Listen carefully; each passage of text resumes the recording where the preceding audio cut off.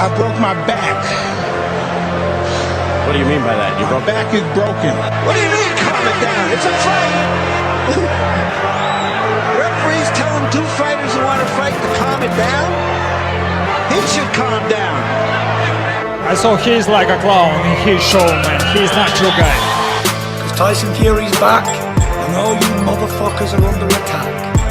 Look, Eddie Herman say all what he likes. Who gives a shit what Eddie Herman says? It's garbage. Are you off your tits? Have you been smoking something? Can you let me retire and be happy?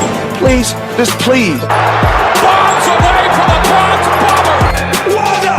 Let's go, baby! Let's go! I'm through. They put somebody else up and give me an interview. What are you talking about? What are you talking about? You never give me a fair shake. HBO needs to fire you. You don't know shit about boxing. You ain't shit. You're not shit. I wish I was 50 years younger and I'd kick your ass. I got drunk, man. No, you won the fight. OMG, I am so excited. Yes. What is up, MCR family? I hope everyone's having a fantastic Monday on this blessed holiday of 420. It should be a fun show. Second show in 2 days. I mean, hold on. Air horns for us, right, guys? I mean, back almost like a normal schedule. Absolutely shocked by that. But digressing, it should be a fun one. We're going to cover all the topics we were going to cover on yesterday's show, but we ran out of time because me and Gary started yelling at each other. So we're going to cover all the AJ Wilder beef and trash talk that's happening for no reason, but we're going to cover it. Canelo Saunders being, in all intents and purposes, off and no longer happening. And plus other news in the boxing world, and maybe debate some of you guys' questions and topics you guys put in the live chat.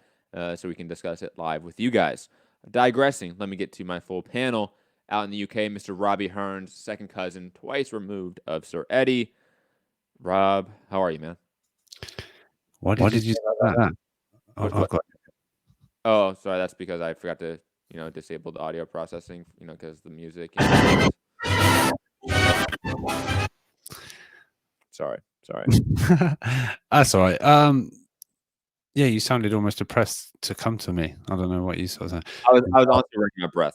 I wasn't depressed. I did. I was running out of breath. That's all. Oh, okay. I don't want to breathe like halfway through a word. Yeah, not through this pandemic. I don't want you taking a big breathe in case it travels. But I'm all right. I hope everybody's good. Hit that thumbs up, share the show. We're gonna get into AJ's latest interview. Sort of some low key trolling of Wilder, maybe not so low key, some of it, but and a bunch of other topics that Matt sent in our group chat, but it came through as just boxingscene.com, and I thought, if I got to open all of these and research and be prepared, I'm going to go on the fly. I'm just going to go with it. So we'll see what he's chosen, what happens, but we'll get into it. But yeah, Gary, how you doing, man? Gary in Dallas, how are you? You don't really have to research anything, Rob. You just have to click on it and then read the words on the article. You don't have to go back and fact check them or look into them or make previous references. So you should be good. And typically a boxing scene story will take you, about 1.5 to 2 minutes to read? I mean, if that. I mean, it's probably a little bit of a slow reader there. Does the boxing scene article always cover interviews that might have been about it that they haven't seen? No, absolutely, all the time. 100% of the time. Only by Boxing Clever. He's the only one that does that. Have you noticed that they stopped doing that? It's now boxingscene.com staff. Have you seen that? Oh yeah, I've seen. Yeah, they've done it. Yeah, they've changed it. Whoever that Boxing Clever guy, aka, was just probably the editor of Boxing Scene, is now just boxingscene.com staff because that's more professional than Boxing Clever. When is it that clever just to write what an interview said? I don't know if it is just transcribing, but Gary, doesn't always go into what's been said on video, so it's nice to have some. But anyway, I don't even know what we're talking today. I don't know what we're talking about anymore either. I don't know either because Gary and you started this. No, here for the show. It's you don't have to research, Rob. You just have to read. I'm like, that is kind of true. That's not. It's all well and good reading what it says, but there might be bits they haven't got in there, Here's the thing. Add to it. So, Rob, you don't want to read an article then and say, "Oh, I have to go find like 3 other videos to watch or other articles to." Yeah, but something might trigger. And it's like, I I understand. heard something about that. Blame your own active brain for that one. I'm good. I'm dumbed down. But you give me something to read, I'm gonna read that. I mean, read just that. Did you read them all? Unless I read them all. I may have read some of them already, right? But like anything you put in there, No way. All of them? Okay. Really? it takes 20. It takes. You said it takes less than 2 minutes, less than probably 60 seconds to read those. I don't read everything that Rob sends. I know you don't. If it's not 100%, it's well over 90%. Like I can't say I've read every single one. It's obvious. You don't listen. Well over 90% of them. You don't listen to the sound bites I send. You just don't care. I love you, Rob. What are y'all doing? That y'all y'all gotta loosen up your schedule a little bit. You don't have 60 seconds to read a boxing scene article. Like, Gary, what do you do when you're on the toilet? Like, you work from home. No, he's retired. He's not even working. He's retired. Gary's He's retired. like 2 hours work a day, and he does that like retired. I work from home. I mostly retired. Okay. I like the phrasing of that. I'm mostly retired. Yeah. Anyways, Yeah. I want to address some really unfortunate, sad news and tragic news in the boxing world first, just to address it, and then we can move on to the rest of the news in the boxing world. Tony Harrison's father and trainer, Ali Salomon, I hope I'm pronouncing his last name correctly, passed away due to coronavirus. Obviously, prayers, condolences to Tony Harrison, his family, and all the loved ones of Ali. I mean, we know that this is going to keep affecting us in this community more and more and more. I think the World Health Organization just came out and said the worst is yet to come, so to speak, when it comes to this pandemic. So just, again, thoughts and prayers to Tony Harrison, his family, and on top of that, as a community, let's continue to support each other, continue to help each other through this time, because we as a community are always sort of on our own in the sports world. So let's take care of each other.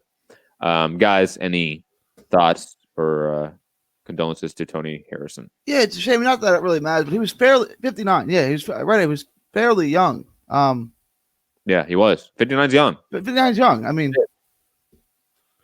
Rob, you remember when you were 59, right? Oh my God. Yeah. No, it's tragic and unfortunate. It's a shame you have to throw that joke in the middle of it, Gary. But I ain't joking. No, it's bad. I mean, look, we've lost. There's been a lot in the boxing community.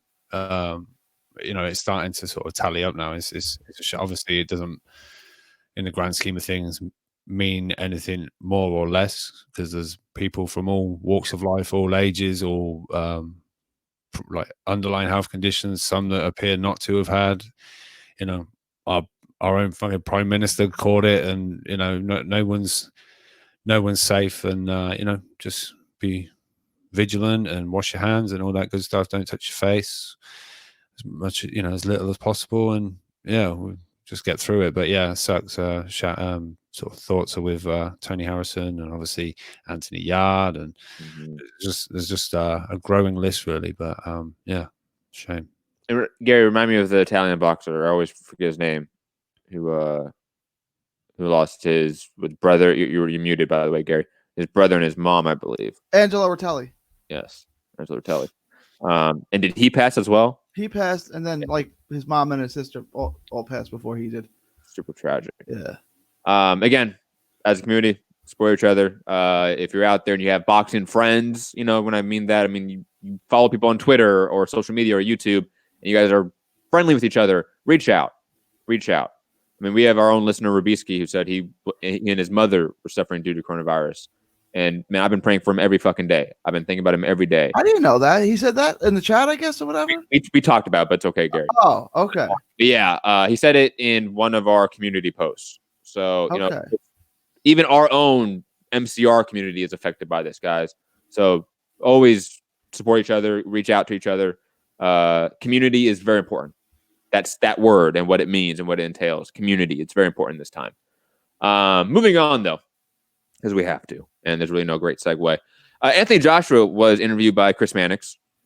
Right? It's Chris Mannix, right? I like the setup, by the way. I thought it was really nice. Yeah, well, that's how Designer presented it, because this was on the Manic's SI podcast, and they've also, I think they're showing that on Designer, right? Oh, I didn't know that. So so this was like a co-outlet featured interview from DAZN and Sports Illustrated. Yeah, interesting. Manic's getting that money coming in from all angles. It's what you gotta do in this industry, man. I understand. Yeah. But Anthony Joshua has some choice words for Deontay Wilder. I like how boxing scene staff here, not boxing, actually put the word bitch in here. See, they're putting words in Joshua's mouth now. I love it. You know what's so funny? When I saw this headline, because I think this article came out the day after the interview. I'm like, he did another interview, and he must have heard me talking about it. Yeah. Like, I gotta say the word now because Matt said it. You can't just say the B ends with an H, but that's what he kind of did. So let's hear Anthony Joshua talk about Deontay Wilder with Chris Mannix. Were you tempted after Wilder lost to kind of respond in the same way he responded when you lost your titles? Oh yeah. I went into my drawer, pulled out my long list of things to say. I've got a lot of things I can say about Wilder, but you don't knock a man when he's down. Also, and that was at the top of the list. So I have to stand by those principles. But for sure, I think me and Wilder, as I say, are cut from a different cloth. He's what we call, it begins with a B and ends with a H. I'm not like that. I'm more of a man. I don't really get on the internet talking crud. The only times you've really seen me talk recklessly is against Dylan White and against Jarrell Miller. But other than that, I'm an ambassador of the sport.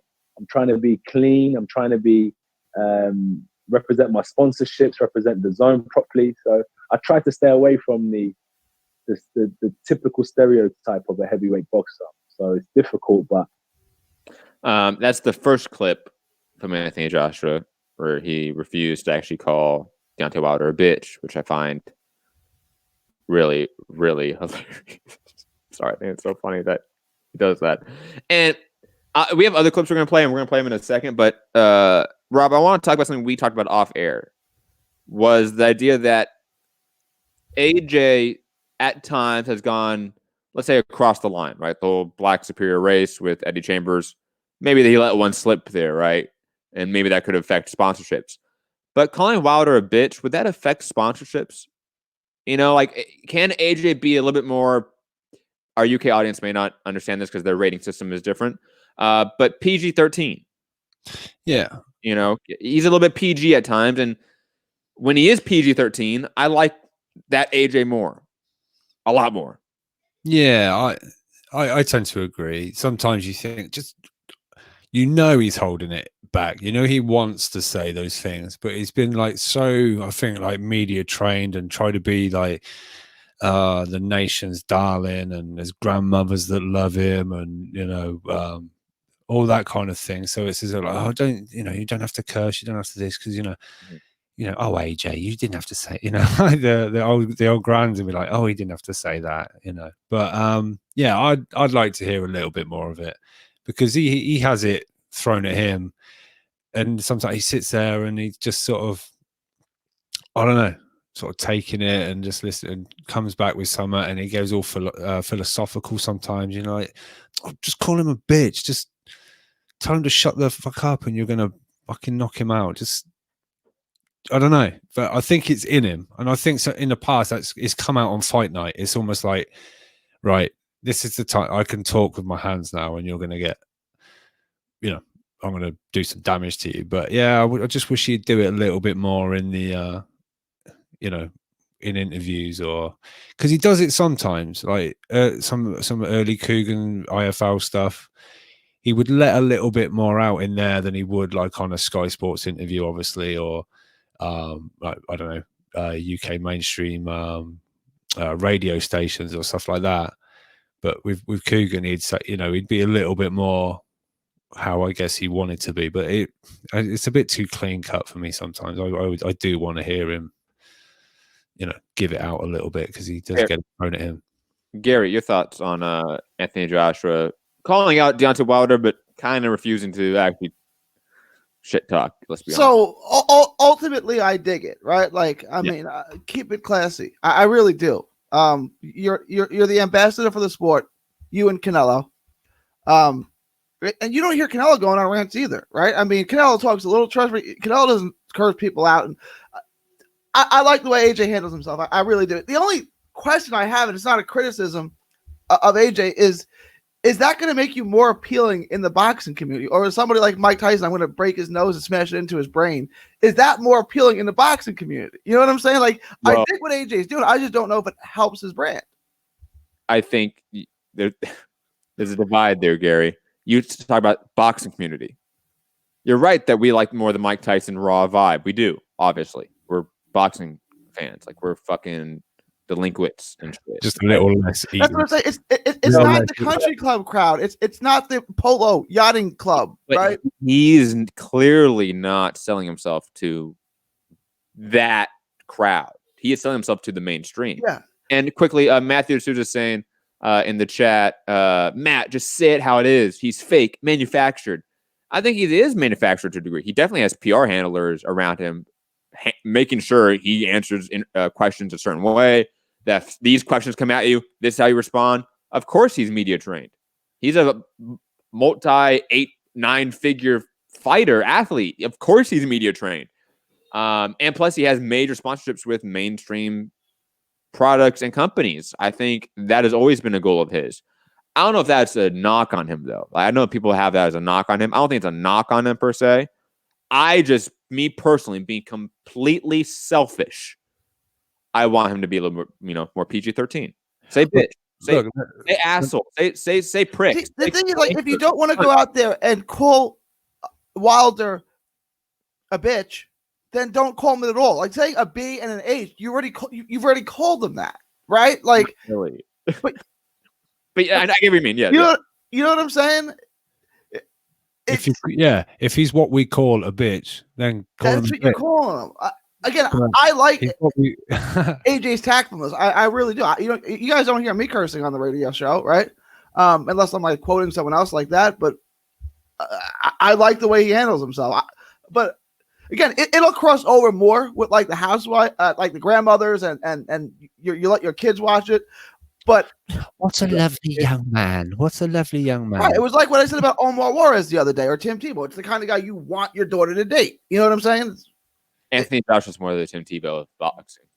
Because let's be honest, when they landed in New York and went head to head with Jarrell Miller, we were like, "Oh, hello, who's this? Who's this guy? This is great."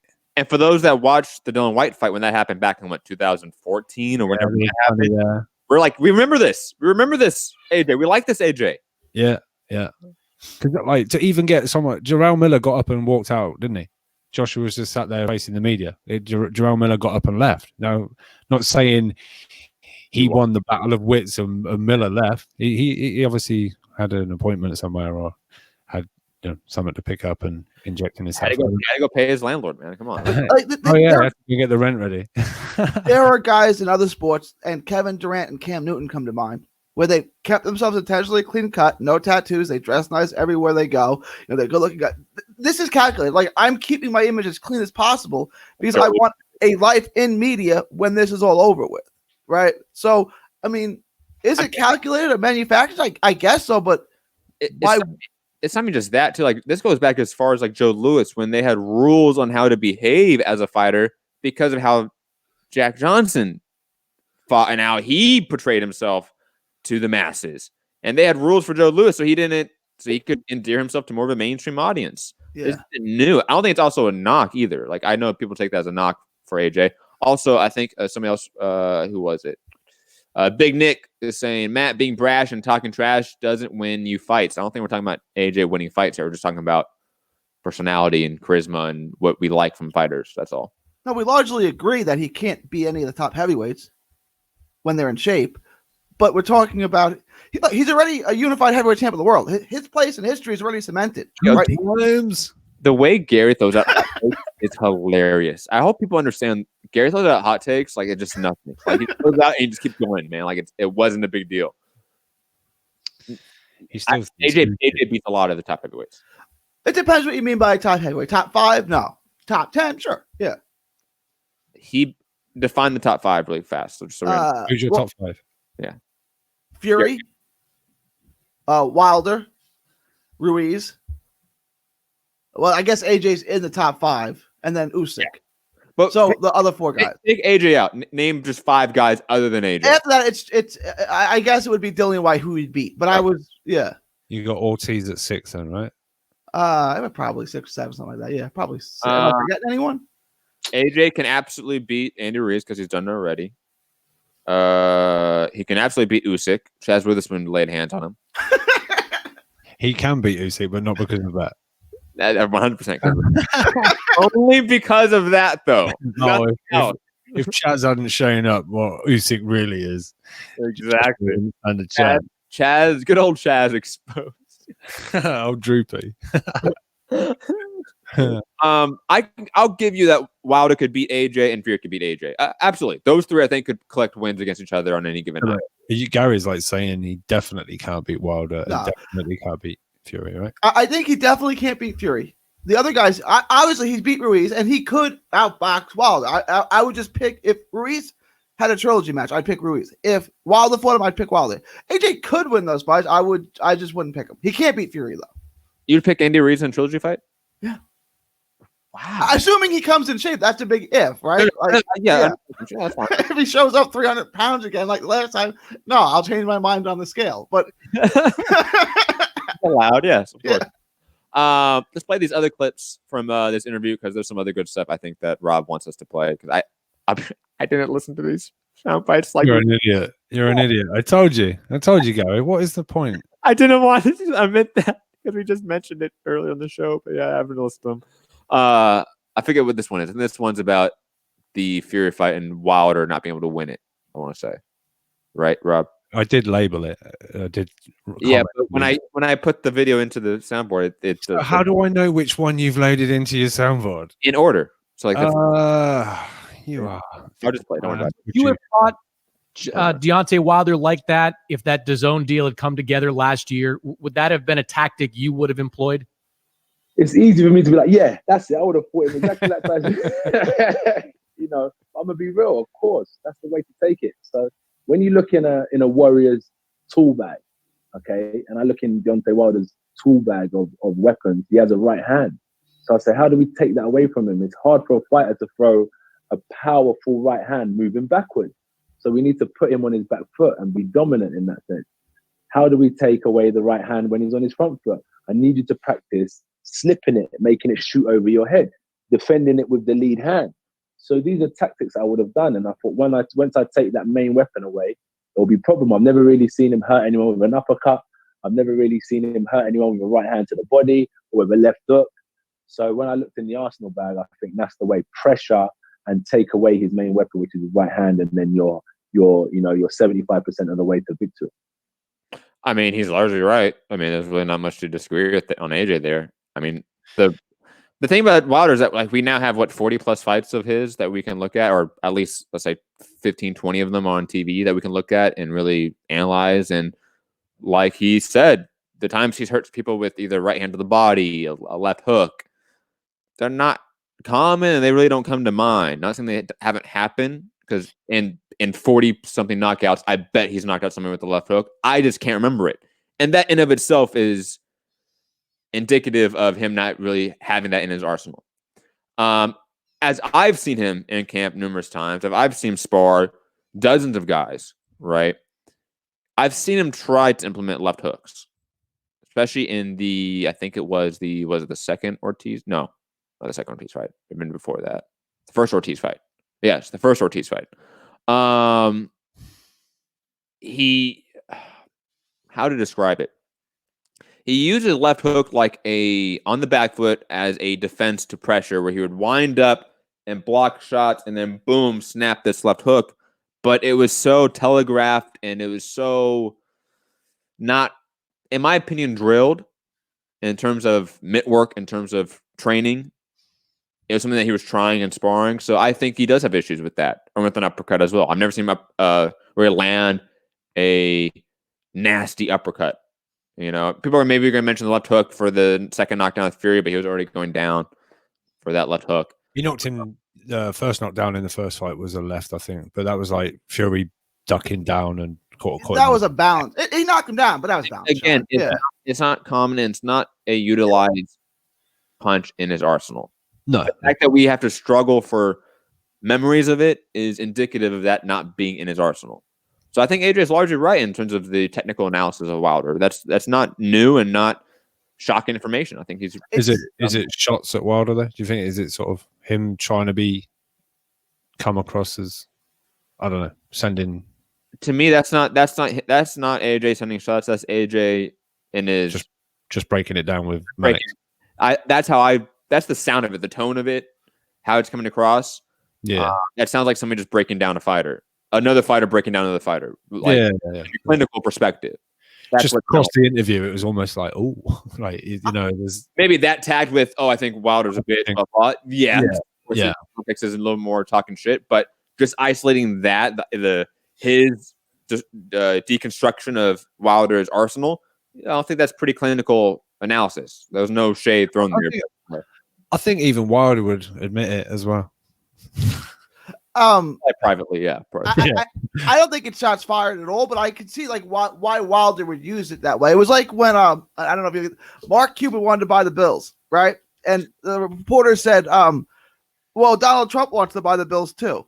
And Cuban's like, Donald Trump doesn't have enough money to buy the Bills, right? And he just meant that as a matter of fact, right? Like, he said, I'll go in half with them, right? And Donald Trump took that as shots fired. It's like, you don't have enough money to buy the Bills. Like, I know you well.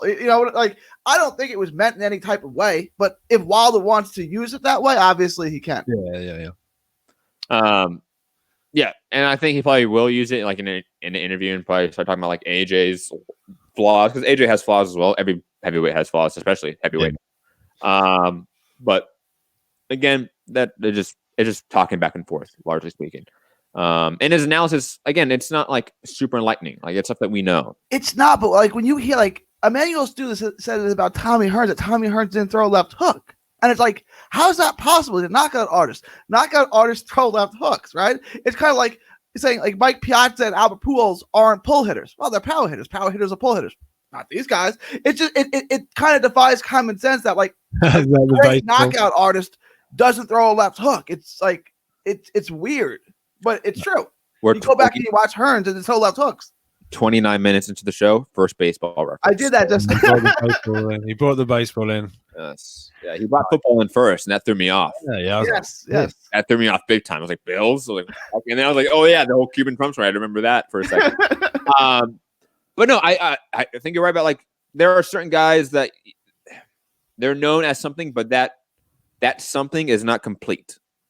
Tommy Hearns being a great knockout artist. He never had a left hook as well, so to speak. Wilder, great knockout artist. Doesn't really have an uppercut. Doesn't really have a left hook. Doesn't throw to the body. Those are things that aren't really common for knockout artists. When you think of like a Roberto Duran knockout artist, he could throw anything from any angle. Shane Mosley. There are certain guys they could just do a lot of everything. Mike Tyson is the best of that. Like, he'd knock you out from anywhere. Yeah. And there are certain guys like they have their specialty. They have their special shot. Cotto with a left hook to a degree, right? Yeah, like Cotto's left hook, right? Like there are certain people that just had like that shot, and that was their shot. That was the money shot. Everything else around their game was used to prop up that money shot. That special thing they had that no one else had in the division. Wilder has done a kind of, in my opinion, a poor job supporting that special shot he has. And this is, I think, where we wonder, no matter who he brings into camp or whatever, those changes won't be made because we're 40-odd fights into a career now, and we're still... Depends who those people are. I think depends who those people are. Yeah, maybe. And plus, we have no idea the timetable now. We're going to talk about it soon, but it's happening this year now, for sure. Right? I mean, we've had Bob Arum. We're going to talk about that later, but this fight's not happening this year. Wilder Joshua? No. No. Wilder Fury. The trilogy. It doesn't look. I wouldn't write it off 100%, but it doesn't look that way right now. I mean, the promoter's writing it off, so I'm writing it off. Before October, wasn't it? He said. Yeah, I mean, if they did, so you're right. Maybe there's that. What big fights from us, Matt? We're waiting on these big fights. That was it. 16% chance. Is it 16%? 12% chance, whatever 1/6 is. Fractions suck. Speaking of that was actually They really do. the fucking worst. Actually, we have one more clip from AJ. Let's play the one more clip from AJ before we go to the next topic. Do you think Wilder can win a third fight, or do you think it's a wrap that he just can't beat Fury? I never write off any heavyweight because they say all it takes is one punch. And I think Wilder believed that himself. He said, you got to be perfect for 12 rounds. I just got to be perfect for 1 second. He believed the hype, So, in my opinion, I think that Fury will go in there and win again. But as I said, it's so true. All you have to do is catch him with one shot, and the tables can turn quickly. So good luck to them both, and we'll see what happens when this is all done. Too nice. Funny. Too nice. So that's one of those questions he should have He should have pressed on with that. He done the impression. He done the laugh, and he believed the hype. The impression is awful, but it's also pretty funny. It's awful bad funny. Yeah. It's yes. I think he could have easily said, look, how does Wilder win? Things that we've said on the show, how does Wilder win? How does he fix all of his issues within 9 months, 12 months? How does one do that? I had to be more lateral in my fight with Ruiz. That's one thing. How many things does Wilder need to do to improve? A lot more. There's things that he could have definitely hammered home and still been PG with his wording, with the lack of profanity, whatever he needs to do to keep sponsors, but still talk some shit and be AJ, But I get it. He's the diplomat of the sport. He clearly wants to be the ambassador of boxing, and that's fine. I just want my heavyweights to be a little more angry. That's what I'm used to. Digressing, though, speaking of heavyweights, Aram is casting doubts on Wilder Fury 3 taking place by October, writes Jake Donovan over at Boxing Scene. This is not too surprising when you are listening. If you listen to or you read any interviews from any of the boxing promoters right now, except for Eddie Hearn, apparently, a lot of them are of the mindset of this thing is going to take a long time. We have no idea. We're just going to wait and see. You have maybe PBC trying to get June going and July going. Top Rank, I think, is trying to get things going with the WWE as a venue, so to speak, using their facilities. But all the big fights we're talking about, they're not happening this year. I feel like that's pretty obvious. And when I say big fights, I'm not talking about a Hooker Progress fight. That's a good fight. That's not a big fight. Fights like Wilder Fury, fights that generate so much more revenue when they have an attendance, they're not happening this year, in my opinion.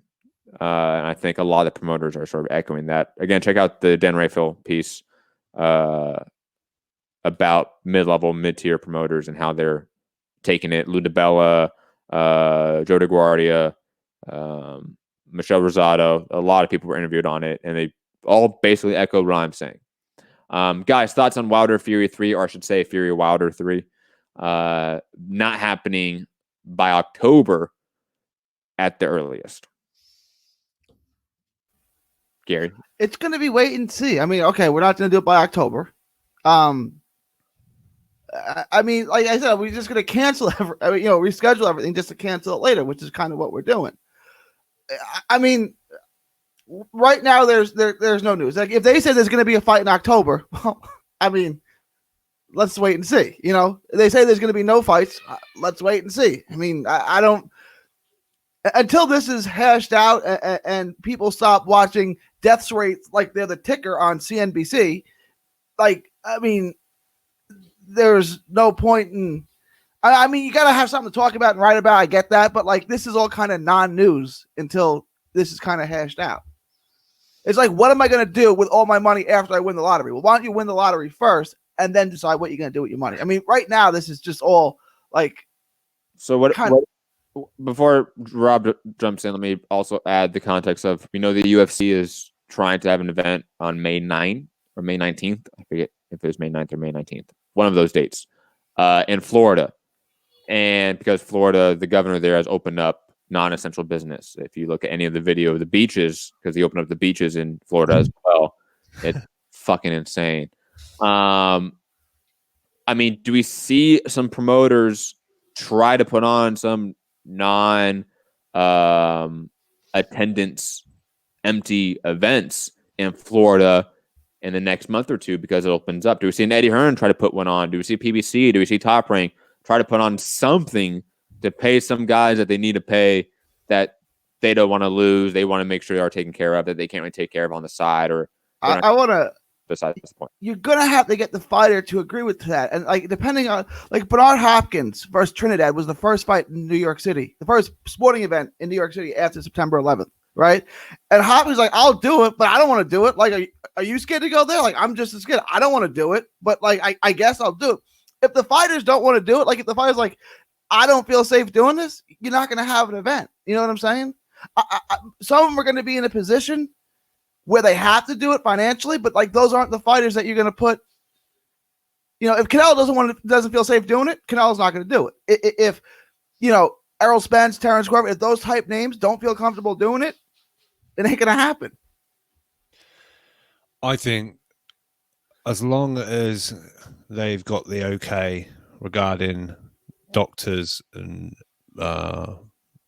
medical staff in attendance, we're going to get some boxing as soon as possible. But like, do you really think doctors are going to, a doctor, a safety first, you can sue me if I'm wrong, is going to say, oh, go ahead. Yeah. I mean, you could probably do it. I can't see a doctor signing off on that. Not in this current state. a doctor in attendance, like needing the medical staff in the arena. I see. I think as long as they get that, as long as there's emergency medical staff, I think we're going to see boxing behind closed doors in venues, televised, and looking for.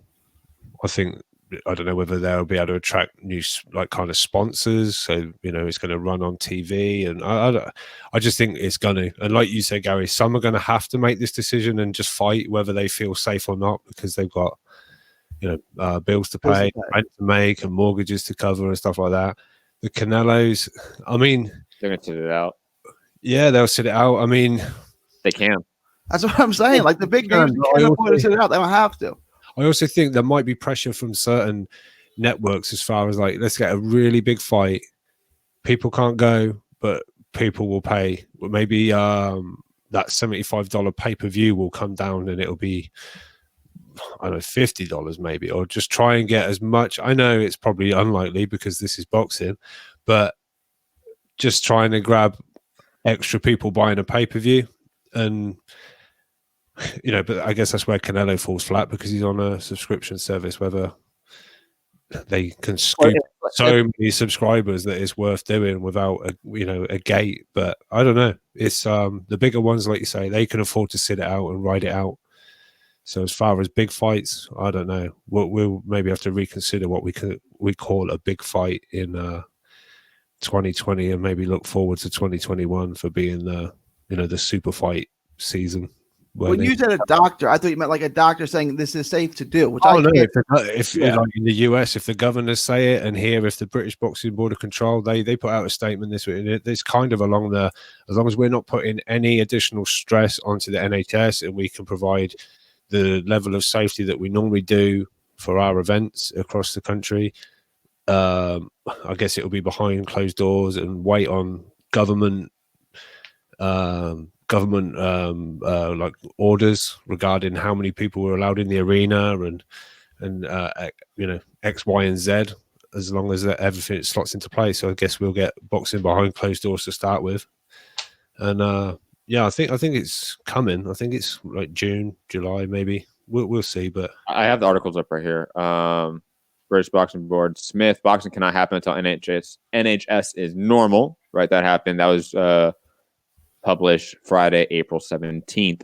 Eddie Hearn, the following day, said he's planning 4 to 6 weeks of closed door cards when lockdown ends. Top Rank, like we talked about over at Athletic from Mike Coppinger. I think it's Mike Coppinger, or is it Lance Pugmire? I apologize. And Sarah Shepard and Mike Coppinger. Top Rank, WWE discussed use of facilities as boxing promoters search for solutions. Because obviously the WWE have continued events going.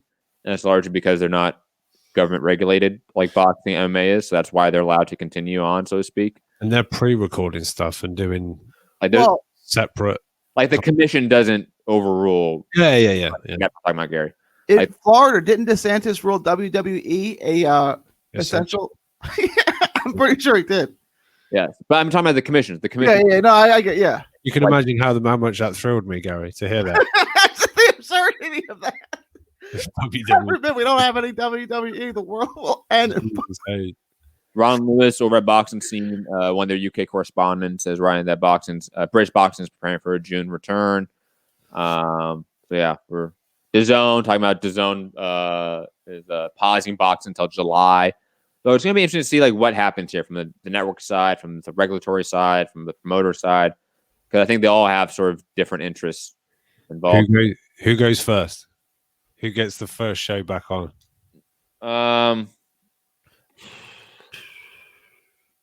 If I have to guess, Eddie Hearn or PBC.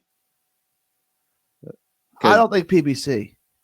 In the Top Rank article, they talk about PBC coming back as well and doing shows without fans. So, and quickly, because people are trying to call in or want to know if they call in. If anyone wants to just call in on Skype, Mixed Combat Radio, just call in. Don't worry about like it coming on the show and the sound coming on. You're muted, so it's okay. Just call in. I'm right here looking at it. So Robert Johnson, I think I saw someone else. Was it Big Nick or AD? Somebody else said that. So Mixed Combat Radio on Skype, you guys can call in. But yeah, I can see PBC jumping in. Absolutely. They have such a big roster that they can have a bunch of names that say yes. That's the thing. Yeah. And plus, it's going to be one of the promotions, and I'm using PBC as promotion, loosely here, air quotes, for all the people that get really antsy about management company. Management company. I know people get really antsy about the classification of that. Anyone with a TV deal is coming back first. 110%. These smaller promotions, they're going to be done. At least for this year. It's going to be rough. Really rough for those guys. I don't see some of them surviving either, to be quite honest. I really worry about how they can make it through a whole year without putting on events and making money. Even when they're doing it, it's difficult times, right? It's hard. Fucking hard work. And, the shows, they don't come up making a decent profit, if any, and they go on to the next. That's hard. So this has really screwed them over. And, hope these guys can, see their way through it and come out the other side. But, yeah, it's going to be rough. Matthew D'Souza in the chat saying, could we get Pacquiao versus Mikey in Saudi Arabia? What's COVID like in Saudi? I don't remember if it's Saudi Arabia or the UAE, but one of them closed down their borders. At the moment, yeah, but I believe... I forget which one it was. I forget which... It wasn't both. I want to say it was one or the other. I forget which one. Apologies. But that was a couple weeks ago, so things could have changed. I also don't... I'll be honest. If you're a U.S.-based promotional company, so to speak, management company, whatever, you should think about putting on events in the U.S. As you want travel to be restricted and as small as possible for your fighters and your team. If you're Eddie Hearn, I wouldn't really think about putting on events in the U.S. because you're traveling more. You're risking far more in terms of your fighters' health, in terms of your health, your employees' health. So, putting events in Saudi Arabia, that sounds even more risky in my opinion because you're traveling internationally so much more. So, it just seems like an unnecessary risk when just put on events locally if you can, and promotions can. Anthony Walker saying UAE is definitely shut down. Yeah, Saudi Arabia have got 10,484 cases with 103 dead so far. So it's there, but I guess in the wake of our combined powers, US and UK, they ain't really got it. But they might not want it from us. No, that's true. That's true. And I do believe they are kind of like, ain't no one coming into Saudi Arabia right now. At the moment, I believe that might be the case. But yeah, I mean, we got apparently extended our air quotes lockdown for a further 3 weeks. The other day, they extended it by 3 weeks. I know you guys are looking to open up, my life, my my choice, all that good stuff, like Ghostbuster signs with masks behind it. Some crazy people in the world, but yeah, it's gonna go on a little longer, especially here. But I think, like you said, I think Eddie might be. Well, he sounded very bullish in I think it was an Instagram live or an interview with Coogan on via FaceTime or whatever, and he said the plans I'm putting together is like going to blow people's mind. I know he's selling it, but whatever that's going to be. Eddie Hearn, for any news, says they're going to blow people's minds. Yeah. Blah, blah, blah. Like, he always says that, man. God bless Eddie, but I highly doubt. Look, we had Dana White say Fight Island. They're making a Fight Island like fucking blood sport here, okay? Like, there's nothing's going to top that. You were against that idea, right? Fucking yes. All right. I'm sure it's still out for me. Fight Island. Out for me. You quarantine everyone coming and going. You have them fight. You keep it very low. Just TV station. TV. I crew. understand do all the safety precautions. I get it. Stupid. Fight Island. Stupid. So stupid. The only way I'll accept it if there's a moat around the shit, like the original plans for the UFC cage was, and you put fucking like sharks in it. Like that's the only way I'll be okay with it. Well, also, this is maybe a very small nitpick here. I want no guardrails on the ramps over the moat, so there's an element of danger crossing it too. That's all I want. I'll be good with that. And while we're at it, put like lasers on them, like Austin Powers too. Laser.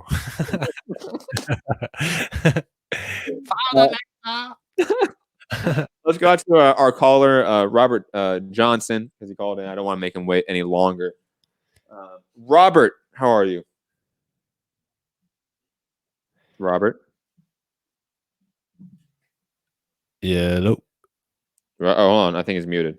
Oh. Robert?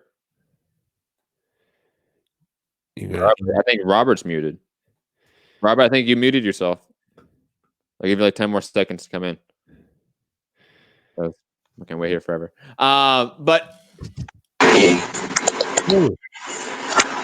Robert? Yeah, he's here. Yeah, your service ain't the best at the moment.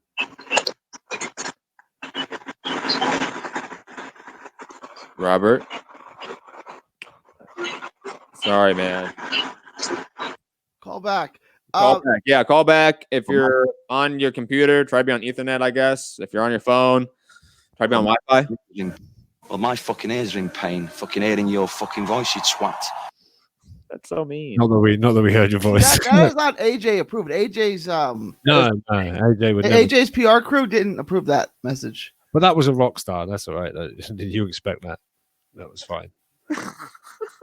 Sorry, Robert. Did you know that the Allman Brothers are one of the top 3 greatest rock bands of all time? Don't bring up this awful take you have. It's not an awful take. I don't even remotely understand this. Oh God! This is awful. This is. Look, luckily Robert's calling back in. We're going to try Robert again and not talk about Allman Brothers. What the fuck? Hello, you hear me? Yes. We got you. Yes. Hello, Robert. Hello? We can hear you. Robert. I can't hear you. Robert. He can't hear us. He can't hear us. I don't know why he can't hear us. Robert. Robert. Hello. Robert. Robert. Robert. Robbie. Robert. All right, man. Bob. Robert. I'll put it in the chat that we can hear you. Bob. Yeah. All right, Robert. it's bullshit. I don't know what's there. That's weird. Might be his end. Because I just pressed every button. So, I mean, like, it's working for sure. Including the off button. Okay. But digressing.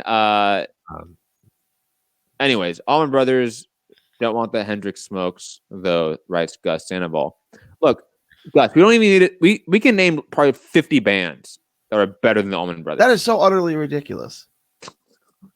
So utterly. Like, we can argue things like, I love Pink Floyd, right? Because they were so, like, and Rage Against the Machine, like, they're innovative. They did something totally different. I don't think they're better. They're 1,000% better than the Allman Brothers. That's so crazy. Gary, I can't. I don't even know what to say, mate. And if we include like other like variations of rock, because clearly he is with Allman Brothers, because Allman Brothers aren't really like classic rock or hard Southern rock, yeah, whatever, folk rock, whatever. Not Britpop. They'd be more what? Shit pop. Oh gosh. Come on, Gary. Robert, reach. You're muted, so we don't have to go through this again. But if you can hear us, just send me a message that you can hear us, and then I'll bring you on. Okay. Technical issues. I don't know what it is. I don't want to deal with it live on the show either. There's no way put Allman Brothers in the top 10 at least for sure. Why are we addressing this on the show? You don't want to address technical because issues. we got thrown off for a loop with trying to get Robert's call in. We do want to hear from you, Robert. Yeah, we really do. And then like Marshall Tucker Band, Leonard Skinnard. Yeah, Leonard. I'll take Leonard. Okay. Yeah. Okay. So at least we're on the right genre. Okay. Allman Brothers are better than Leonard Skinnard. No, they're not. You can have that opinion, I guess, but it's wrong. I mean, here's the thing. I think so many other bands are far more influential than Allman Brothers, and it's just better, and being better too. But Rob, okay. You were gonna go in and then the yesterday. Oasis. Yes. Okay, they're good. I like Oasis. Yeah. Like they're not some great band. They're good. I like them. They're good. Right? Like I think Oasis. But like you talk about them like they're like they completely held a generation in the palm of their hand for like 10 years, Gary. The Allman Brothers. The Allman Brothers sold out 10 people in an entire month of shows in New York City, the Beacon Theater, for like 30 years in a row. Like I don't know what you're talking about. Freaking at the Beacon, they'd sell out like 20 shows in a month, and every single one of them would sell out. And this happened for like 30 years. They just stopped this like 10 years ago. I don't follow. Like the Allman Brothers are no good.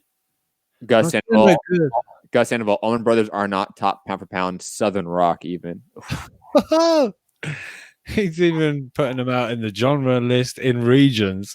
That's not true. Well, that's the genre rock, Southern rock, like those bands I just named. No, but Rob said that he's putting Allman Brothers outside of his own genre, like he's not even belonging there in that conversation. He's baiting. That's baiting. One of my best friends is from Boston, right? And I would always say Tom Brady's not a very good quarterback because he would react to it. I'm not going to take that bait. I'm just not going to take it. That's fine. Soulshine is way better than anything Oasis has ever put together. And I like Oasis. Like now you have like I'm not hating on Oasis. Like they're not that great though. They're good. They're not anything special. You're not going to bait me either, Gary. It's fine. It's your list, look, but I just think it's crazy. I don't see them on anyone else's list, just yours. That's it. Who else made a list that you looked at? And if we're including all rock like Kiss, Bon Jovi, Aerosmith, AC, so overrated. ACDC, like, there's no Aerosmith songs. Okay, ACDC. I love ACDC. Beatles, pop. Beatles aren't pop. Cornball rock. You can make okay, dude. You're saying that the Beatles are cornball? Yeah, that's what you heard it here. That's my hot take. Cornball. Bringing up the Allman Brothers is the highest level of irony I have ever. How is Allman Brothers are cornball as shit. Cornball as shit. The Allman okay. Yes, I don't know who's more cornball. Allman Brother fans or Fleetwood Mac fans? How are the? No, they're just weird. They're weird fans. I don't really. It's like it's not the same, but like Erykah Badu fans. They're just weird people. I mean, that's not really my style. I think Erykah Badu. Like hippie rockers, but like the weirdo hippie rockers, not the cool ones. Okay, I can see what you. Okay, yeah. Like you smoke like the weird weed. Okay. But yeah, I can name a lot of bands that are better. Guns N' Roses. That's one of them. Nirvana. That's number 2. They're great. That was 1. Guns N' Roses is 2. Allman Brothers Band is 3. Nirvana. Oh no! Who's 3? Wait. Radiohead. Nothing in that grunge era is on the list. 9 Inch Nails. They're not better, but you're allowed that opinion. 9 Inch Nails are great. Rage Against the Machine, they're great. Pink Floyd, they're great. Like anything innovative. The Who, yes. Okay, like I'm not really. The Kinks are greater. Credence. No, it's not better than the Allman Brothers. No. Credence are way better. That's ridiculous. That is absurd. No, Gary. I like CCR too, but they're not better than the Allman Brothers. Yeah, by the Allman Brothers are so by incredibly good. Country mile, they are better. All right, you guys want to talk boxing? Don't be triggered. It's okay. It's okay. I'm a little triggered. Like I still have like conscious, like tie-dye Allman Brothers band shirts from like 10 years ago that don't fit me anymore, obviously. Oh, you're Gary in the tie-dye. I love it. That don't fit too. Definitely Tommy Boy. But memorabilia, you know? Of course. I have shirts and stuff that I can't fit in there. I like when I was a kid I had. Yeah. Like, I had like an old school, like the OG Anaheim Ducks jersey. Okay. With the old school logo. The one from the movie. The same. Yes. Yes. And it was like a kid small, man. I still have it, man. I still have that. It's uncomfortable as hell. My kid hates it. Digressing though. Where are we at? Where did I leave off? Oh, Canelo Alvarez. Yes. Canelo Alvarez and Billy Joe Saunders' contract was close, but never finalized, and no contract, writes Boxing Scene staff. Eric Gomez is the one relaying this news.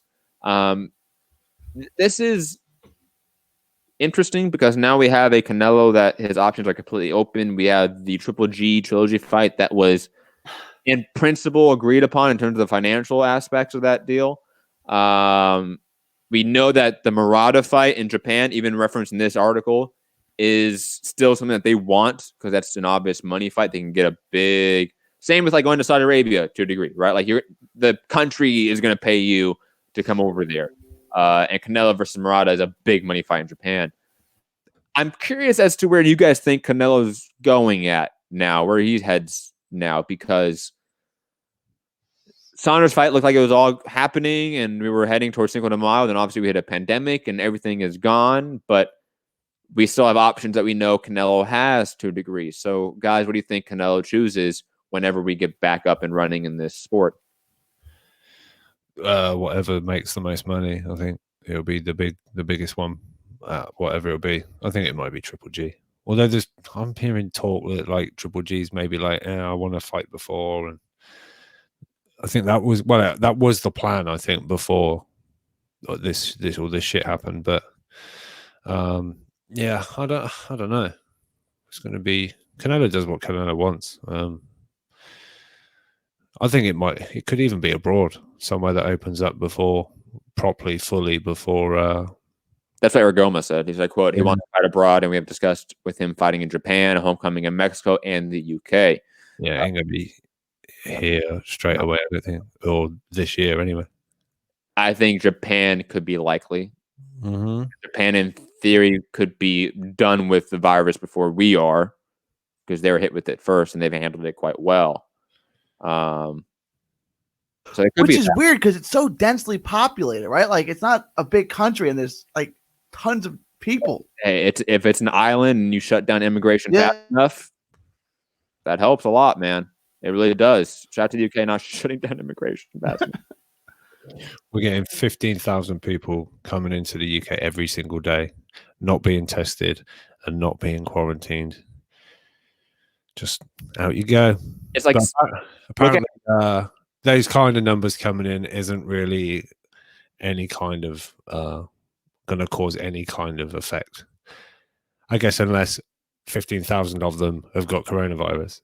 If 100 have coronavirus, that itself is a big concern, I feel like. But if you just look at South Korea and how they've handled it, because they were hit hard, but they dealt with it quite well. Japan as well, they've handled it quite well. So I would not be surprised to see countries like those maybe get some fights, surprisingly. Especially Japan. They have a huge boxing community there, an industry that I think needs to thrive, just like we do here. Like we're worried about the box industry not being able to look the same post coronavirus. I think Japan probably has that same worry. If I have to pick, and we have a caller, we have Dan Tom. He can hear us actually, so we're gonna go to Dan in a second. Dan, don't worry.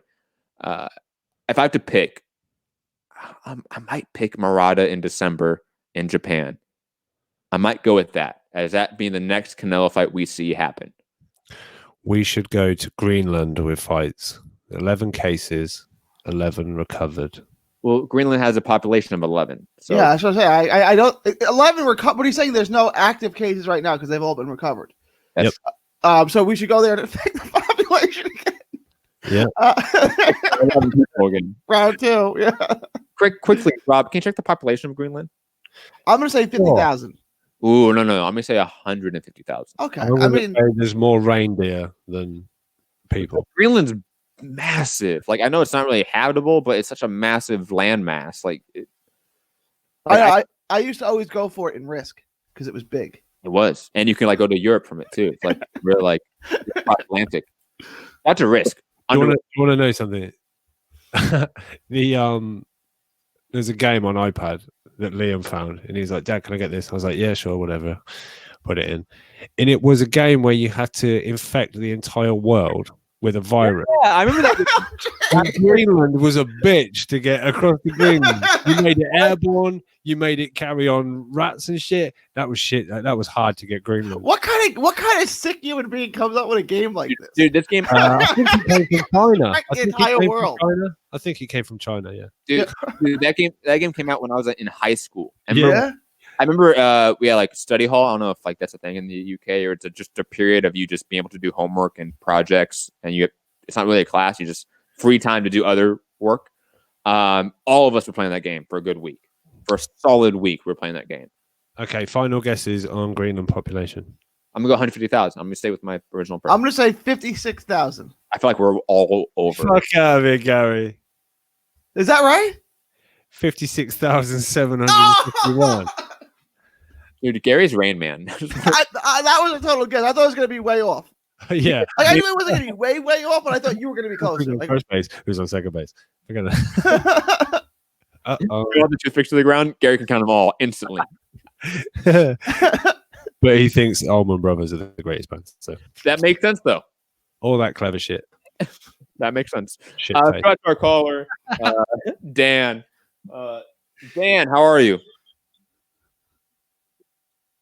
Dan. Oh, something. Dan, you there? Dan, you said he can hear us. Dan? Gotta be something on our end.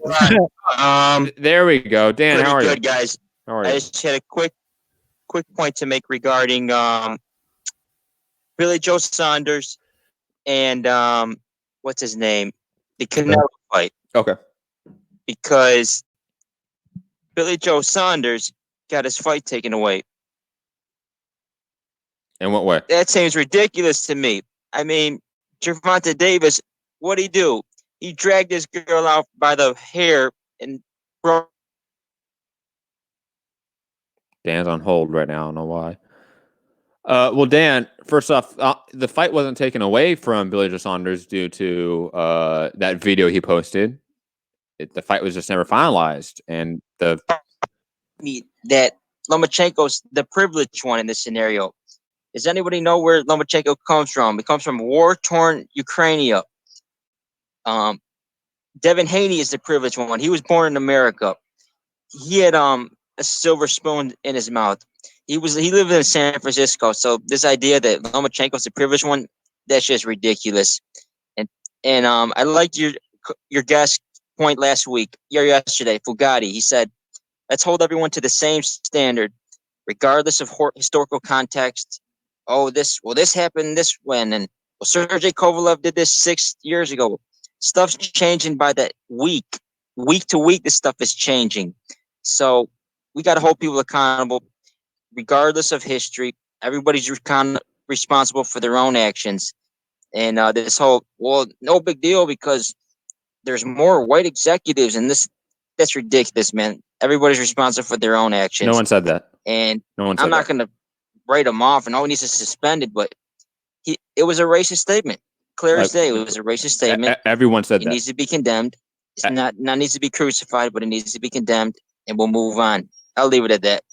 Dan will have a great day because I think everyone on the show said that, including me. So I don't know where you're getting at. Also, the idea that Billy Joe Saunders got his fight taken away again is just not true at all. Not accurate. He never had the fight. And the fight wasn't. Let's say the fight is not finalized now, right? That wasn't due to that video. It was due to a pandemic happening and all fights being canceled. If we want to say that what Gervonta did is worse than Billy Joe Saunders, absolutely agree. Because he actually put hands on a woman. Duh. If we want to sit here and say that Gervonta Davis should be suspended or should have some sort of sanction or something like that, some sort of punishment, absolutely. If you want to hold people accountable, I agree with you. But we don't. And we don't do it equally now. And also, depending on where you are as a fighter and where you're licensed, it depends how you can get sanctioned and punished as well. So it's just, we can sit here and say, oh, I want everyone to be treated the same, but it's not accurate. Like, the reality is that people aren't treated the same right now. And that's not an excuse for it. That's just stating the fact of it. Because no one's making an excuse of stupid racist comments. Because we all said it was a stupid racist comment. Yeah, and like you look across like PED use, the punishment for that is so ranging. You know, we're a bit, I want to say, stricter here. The people that have been caught for drugs, not just boxing, but across this, you know, all sports. There's been like 4-year bans and this, that, and the other thrown out. And then someone else does it and they get 6 months. Someone else does it on it, they get whatever. It's as your license, who you're under the jurisdiction of, at what time. Surely, yeah, because we've got so many different people running one sport. You know, there's no central. What? Well, I wanted to get to a topic today. I didn't think I wanted to get to it like naturally, and I think that's a great segue. Oh, I want to sort of stitching back to the last show too. I want to rephrase my stance on something. Because me and Gary got into argument about a federal commission over like the current paradigm we have, right? I want to rephrase that because that's not the correct position. We need an international commission of some sort. We need a singular regulatory body that can cross international lines, and we need a singular sanctioning body that can cross international lines. I don't know how we get to that point, and I don't know if Gary disagrees with me that that's where we need to go. But when we talk about these issues and how punishment's not equal and how it's given out to fighters, that's largely due to the fact that there are so many different jurisdictions and so many different regulatory bodies that have a say in certain regions of the world while they don't have a say in other regions of the world. And there's not a true uniformed policy in this sport. Gary, I know we had a conversation about that last show. I don't know if you want to jump in about that. We should call it the World Boxing Council. That's what I was saying. If there was a boxing league, like every other sport, including MMA, has a league, right? Like UFC is the league for MMA, right? Really, but it kind of, right? The best fighters in the world go to MMA, right? It doesn't matter what country you're from, you go to UFC, right? For the most part. Yes. Okay. The monopoly, the kind of monopoly. It doesn't matter what country you're from, you go to the NBA. If you're the best basketball player in the world, you go to the NBA. I just always want to I would always want our listeners to be aware that the UFC is not the same as like the NBA or FIFA. Like the way those organizations are structured is, very different. Like unions are involved. You have some sort of government allowance of the monopoly to take place. I mean, government had to come in at some point and say that the NFL could have a monopoly in the sport, that the NBA could have a monopoly of the sport. That has to be allowed at some point because monopolies usually are broken up by countries. So there are some things that are just different than the UFC. But digressing, back to your point. Sorry. But if there was a World Boxing League, right, and there were like teams, like London had a team, New York, LA, Dallas had a team, it would be forced to organize itself, right? And Tokyo had a team. I don't know how you do countries probably.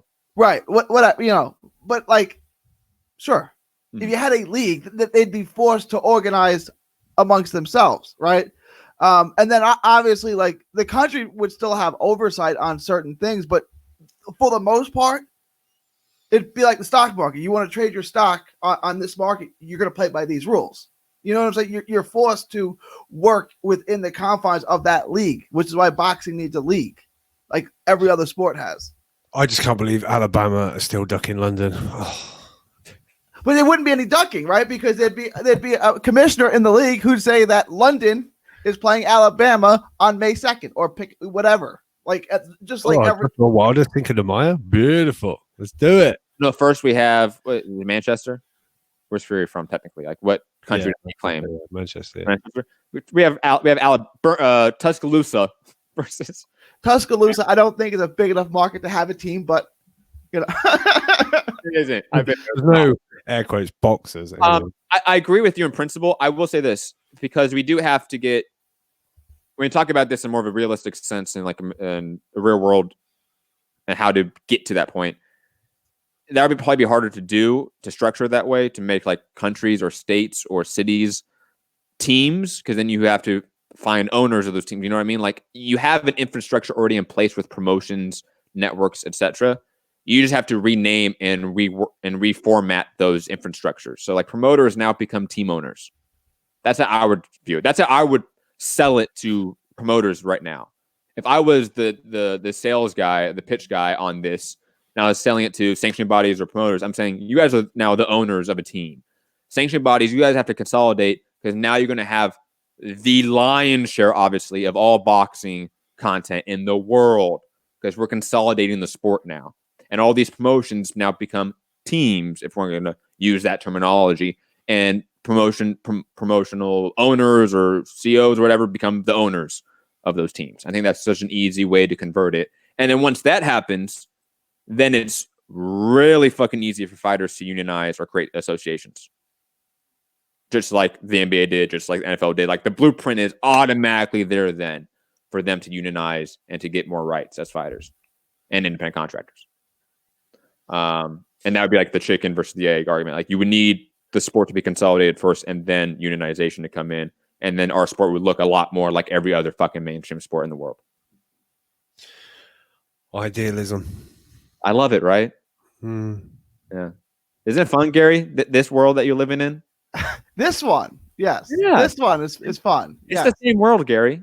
I like the world. Yeah, ideally. Sometimes I like the world. Sometimes I go outside and I can't stand the world. I just look at like some days he's like, I've had enough of this world. Some days he's like, the Allman Brothers. They're so good. And then other times it's like, fucking man. No, I've never had a day where I woke up and I said, "Wow, the Allman Brothers aren't amazing." That day has never happened. Yeah, but you know, maybe one day you'll wake up and go, "I'm sure man went to the moon." Really? Okay, I mean, maybe again. There's never been times where you've been like, maybe it has happened.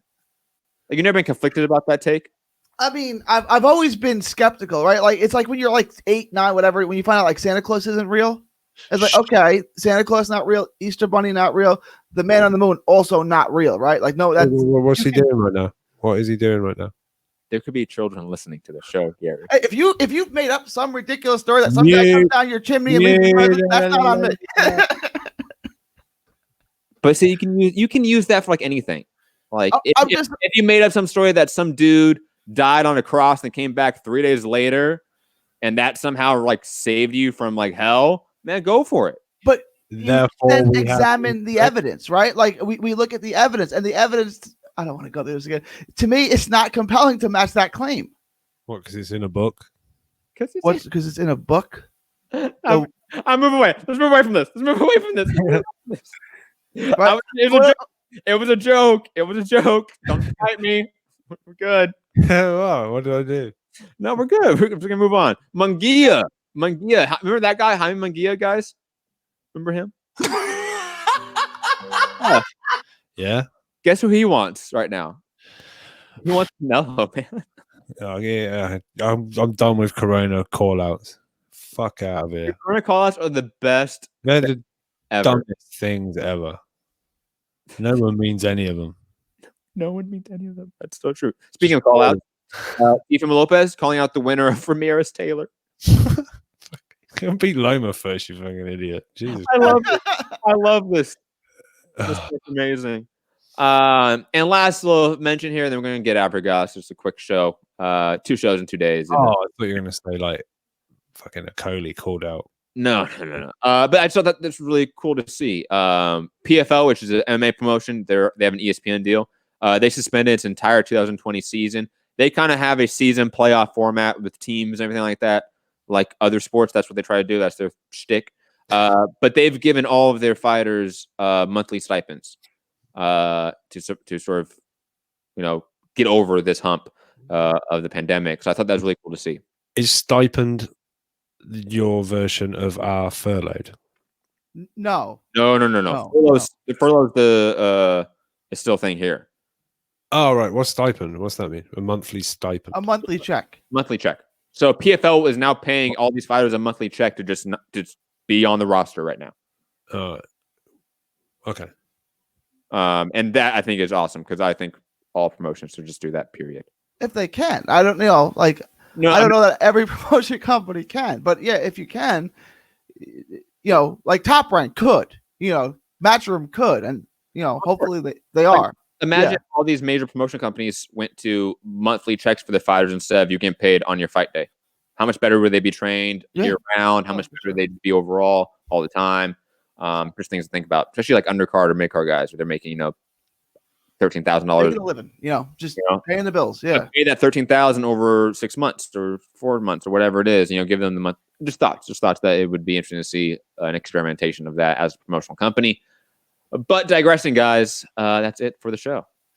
Any final thoughts, well wishes, dreams, whatever? Yeah, just I guess any news that's coming. I think we'll start getting some. Not that this wasn't interesting, but sort of interesting. Like it's leading somewhere, kind of stuff. Pipeline. Loud. Oh, is it loud? Yeah, it's fucking loud. You're loud. Is that better? Yeah. You're louder than it. Trust me. The piano still needs tuning. But I think we'll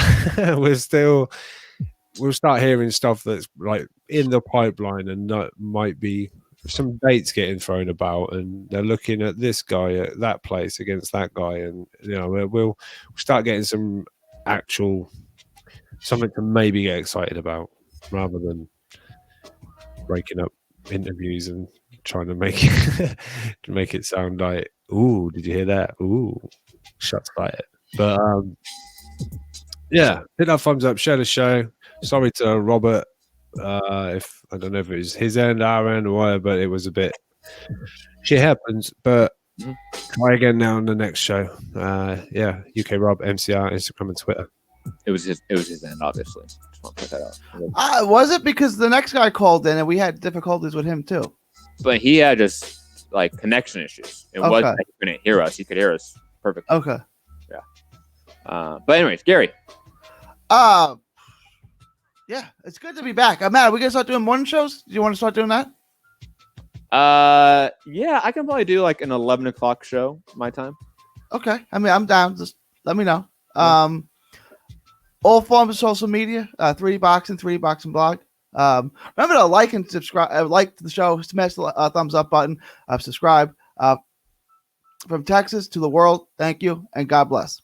Yeah, share the show, patreon.com/Mixed Combat Radio, super chats, all that fun stuff. Like I said, this month and next month, and probably until the pandemic's over, all the money for the show is going towards getting new equipment, because I want better equipment for the show, better hardware for the show, so we can do more and have the show just looking more polished and more presentable, so to speak.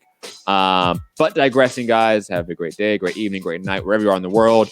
This is Matt, Hipster Hunter. Find me, Matt Hunter, MCR, on all social media platforms. Peace.